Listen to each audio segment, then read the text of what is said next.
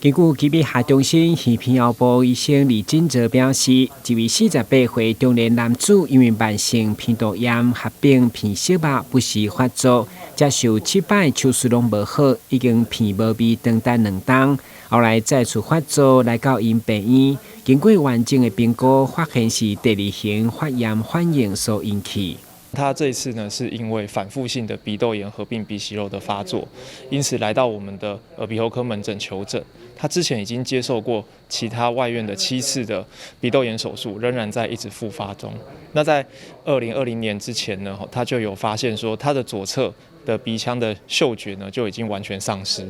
因此呢，连同这样的症状呢，就来到我们的门诊。那在我们门诊呢，我们有帮他就是做内视镜的那个检查，然后还有做电脑断层的检查，发现他除了有复发的鼻息肉之外，在抽血的部分呢，也有发现他血中的四一红性球，也就是嗜酸性白血球的数值呢，就异常的上升。因此，我们就推断呢，它是属于第2型发炎反应所造成的慢性鼻窦炎合并鼻息肉的症状。针对这款严重的鼻窦炎，病院安排3D 立体定位导航微创手术，健保已经有条件给付，而且器械点到倒，影像拢会当同步反映所在位置，甲过去的手术比较起来，大大提升精准安全。那目前呢，我们传统的